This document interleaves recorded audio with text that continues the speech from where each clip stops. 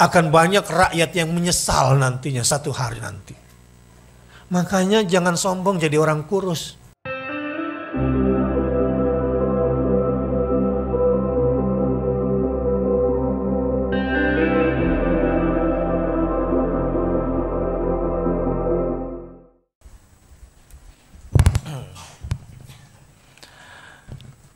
Bismillahirrahmanirrahim. Assalamualaikum warahmatullahi wabarakatuh.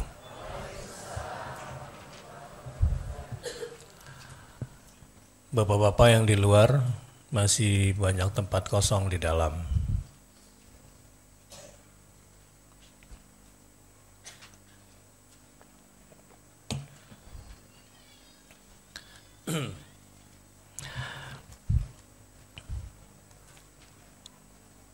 Yang masih di luar, yang bapak-bapak boleh masuk.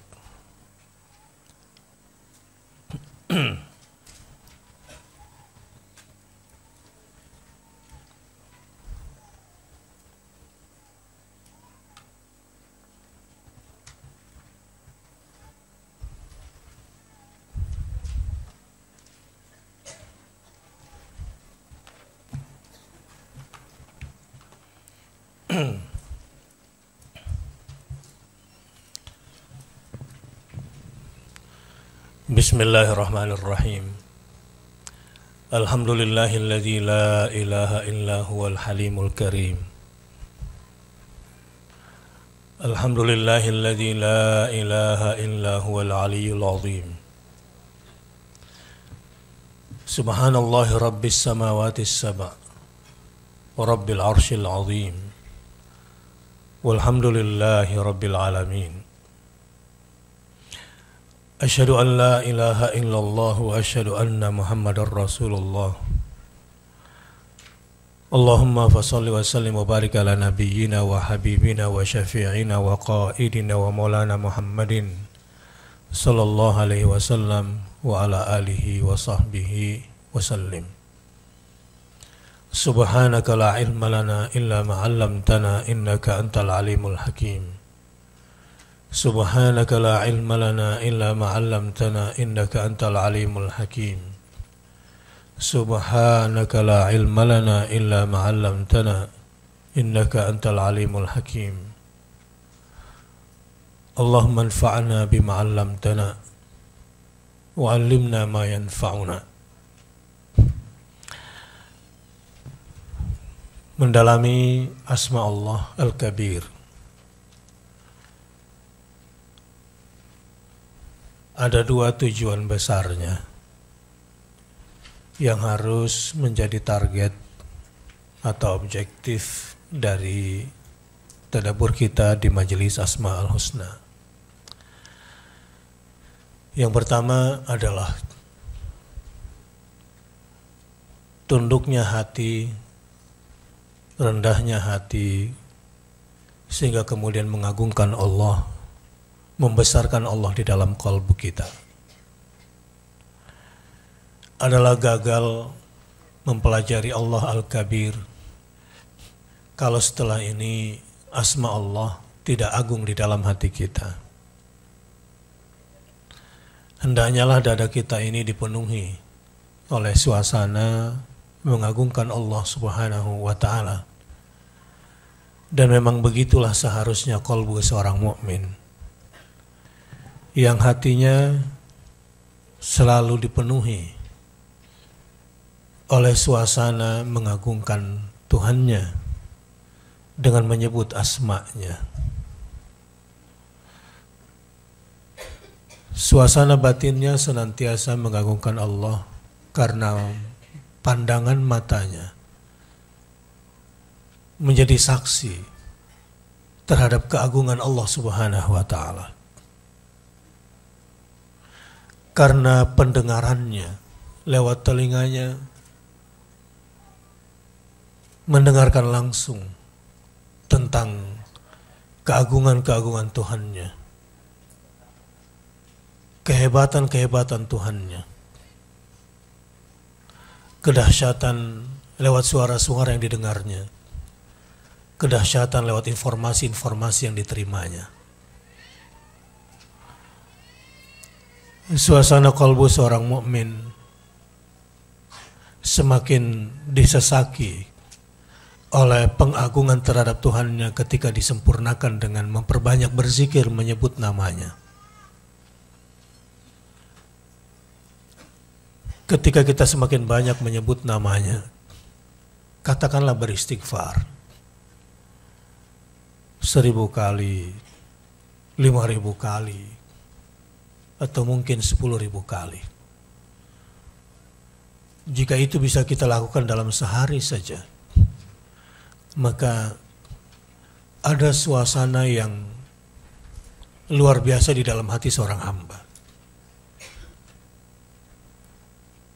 Bahkan hingga tidurnya, dia seakan berada di satu alam yang tidak seperti biasanya. Seperti orang betul-betul mati tanpa rasa. Inilah yang harus ada di dalam jiwa kita setelah mempelajari asma Allah Al-Kabir.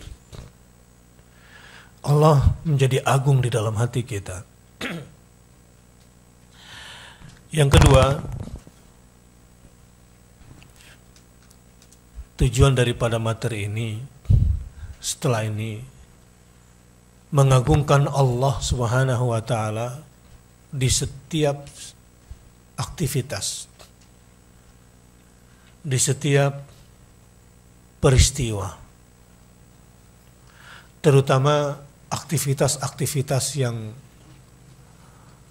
besar, aktivitas-aktivitas di mana kita juga membutuhkan kekuatan yang besar, membutuhkan pertolongan yang besar. Atau ketika kita melihat peristiwa-peristiwa yang besar, sehingga refleks lisan ini muncul senantiasa menyebut Allahu Akbar. Allahu Akbar. Mulai dari yang kelihatan sederhana tetapi perlu dilakukan adalah ketika kita berjalan menanjak ke atas, maka kita harus menyebut Allahu Akbar. Sampai kenapa panggilan sholat itu harus dengan Allahu Akbar. Ini bentuk-bentuk refleksi kolbu yang sudah mengagungkan Allah, yang ketika melakukan aktivitas yang membutuhkan kekuatan untuk menanjak, dia mengagungkan Allah seraya memohon pertolongan Allah yang maha besar. Wa innaha lakabiratun. Salat juga besar kalau ingin khusyuk. Sehingga di setiap aktivitas salat, pindah dari satu gerakan ke gerakan lain, kita membutuhkan Allahu Akbar. Karena saat itu kita sedang melakukan sebuah aktivitas yang sangat besar. Wa innaha lakabiratun. Dan sesungguhnya khusyuk dalam sholat itu sangat besar. Atau mengerjakan sholat dengan benar itu adalah pekerjaan besar. Illa alal khashiin. Menjadi ringan bagi orang yang sudah khusyuk kolbunya, di mana kolbunya sudah mengagungkan Allah Subhanahu wa taala. Bahkan ketika seseorang berperang menghadapi kekuatan apapun, dia harus mengumandangkan Allahu Akbar. Allah yang maha besar. Inilah dua objektif atau dua tujuan kita mempelajari asma Allah Al-Kabir. Yang pertama, mengagungkan Allah di dalam kalbu, atau agungnya Allah kemudian di dalam kalbu kita. Dan yang kedua, kita mengagungkan Allah di setiap aktivitas, mengagungkan Allah di setiap peristiwa-peristiwa besar, dan memohon pertolongan Allah dengan mengagungkannya ketika kita membutuhkan pertolongan besar di hadapan kekuatan yang besar.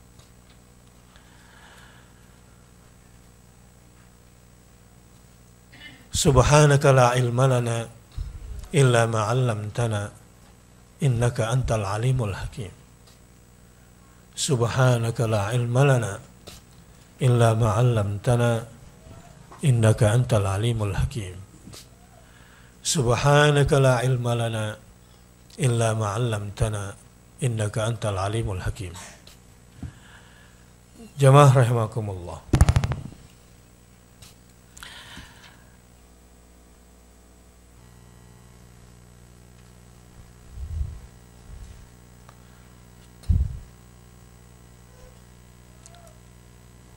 Menurut Az-Zujaji, Al-Kabir dari kata-kata kabura, ditutup saja fotokopiannya, ditutup. Kalau buat nyatet boleh.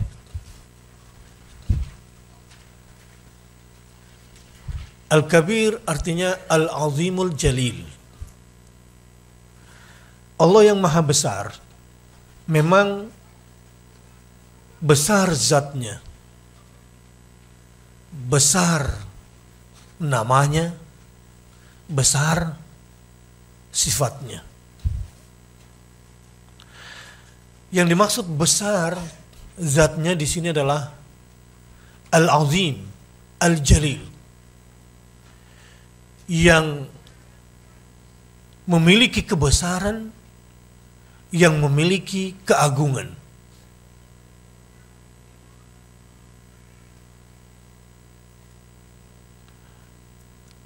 Begitu juga dengan namanya. Namanya yang memiliki kebesaran dan memiliki keagungan.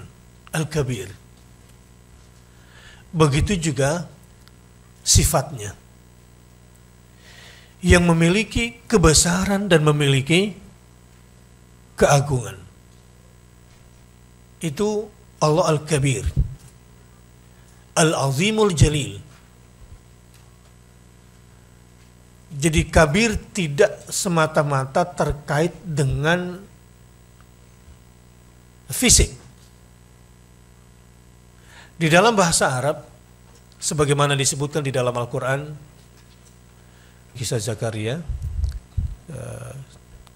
ya Tuhanku, bagaimana akan ada anak bagiku padahal istriku adalah seorang yang mandul dan aku sendiri sesungguhnya sudah mencapai umur yang sangat tua. Wa qad balagtu minal kibari itiyya. Jadi kalau terkait dengan manusia, kata-kata kabir bisa berarti tua.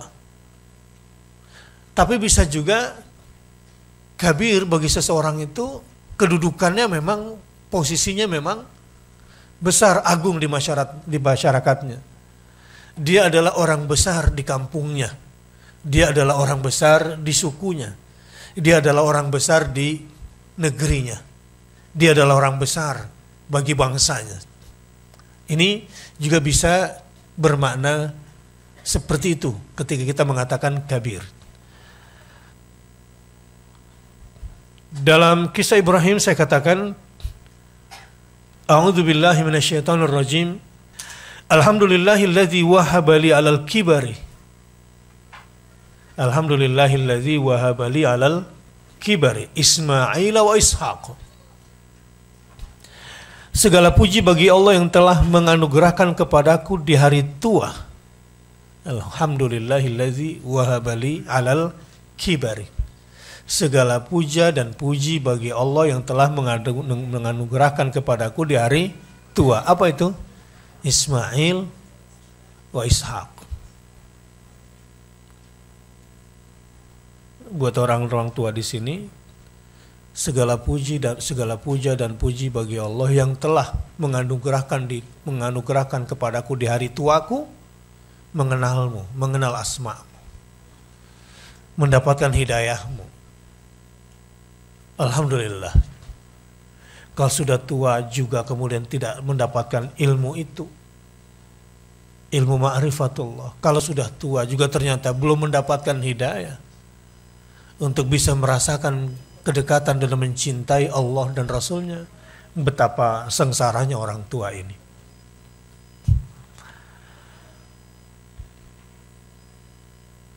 Jadi secara bahasa, kabir adalah besar dalam pengertian fisik, tapi bisa juga besar dalam pengertian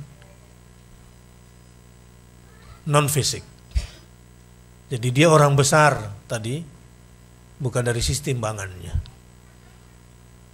Orang besar dari sisi posisinya atau kondisinya. Nah, jamaah rahimakumullah, menurut Az-Zujaji, Al-Kabir adalah Al-Azimul Jalil. Yuqalu fulanun kabir bani fulan. Si fulan adalah orang besar dari bani fulan. Atau ra'isuhum wa azimuhum, atau dia adalah ketuanya, pemimpinnya dari sukunya. Terkait dengan itu ada ayat yang bunyinya inna ata'na sadatana wa kubara'ana fa'adalluna sabila. Tuhan, sesungguhnya kami jadi begini gara-gara kami mengikuti orang-orang mulia di kalangan kami dan pembesar-pembesar kami, akhirnya kami begini. Akan banyak rakyat yang menyesal nantinya satu hari nanti di hadapan Tuhannya. Dan dia akan berkata seperti ini. Jadi kalau ingin tidak menyesal nanti di akhirat, jangan sembarang ikut orang besar. Jangan pilih-pilih. Jangan sembarang kagum dengan nama besar. Karena kita sudah punya standar. Orang besar adalah orang yang membawa kita kepada Tuhan yang maha besar. Yang memiliki nama besar itu biasanya orang-orang yang mengajak kita untuk mengagungkan nama yang maha besar. Kenapa? Apa yang kita sebut orang besar di dunia ini sebetulnya nisbi. Kebesaran dia sangat bergantung pada orang lain. Ada nggak orang besar kalau nggak ada orang kecil? Makanya jangan sombong jadi orang kurus. Anda kurus dan langsing karena ada orang gemuk. Jadi bersyukurlah pada orang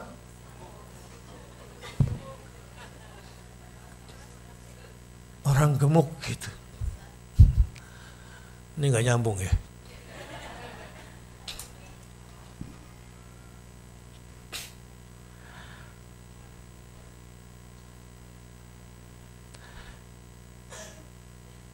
Kebesaran dan keagungan orang-orang atau makhluk di muka bumi ini sangat bergantung pada keagungan Tuhannya. Dan dia bisa terhina kapan saja. Sementara keagungan Allah tidak bergantung pada apapun dan pada siapapun. Anda disebut majikan karena punya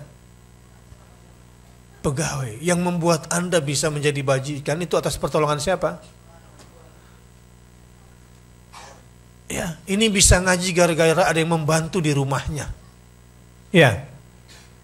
Nanti kalau 2-3 hari sebelum lebaran masih bisa ngaji kayak begini. Ya, kalau pinter-pinter ngatur waktu. Tapi yang pasti pegel lagi. Allah Subhanahu wa taala sendirian.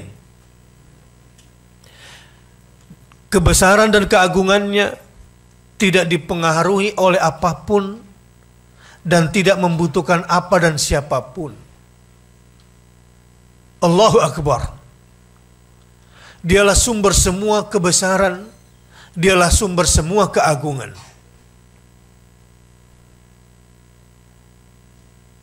Allah Kabir, Azim, wa Jalil. Orang-orang yang melihat semua ciptaan-ciptaan Allah itu pasti akan dengan mudah merasakan keagungan dan kebesaran Allah Subhanahu wa taala. Tetapi orang-orang yang memang tidak memiliki kebesaran di dalam jiwanya, orang-orang kerdil di dalam jiwanya, tidak bisa menyaksikan itu. Tidak. Dia tidak bisa mensyukuri oksigen yang gratis ini. Dia hanya sujud syukur kalau dapat uang. Dia tidak takut kalau satu hari nanti walaupun oksigen gratis berseliweran di hidungnya, dia tidak takut kalau satu hari nanti itu pun tidak bisa dihirup dan dia harus mati. Ya. Sehingga dia kemudian tidak takut kepada Tuhannya dan kebesaran serta keagungan Tuhannya.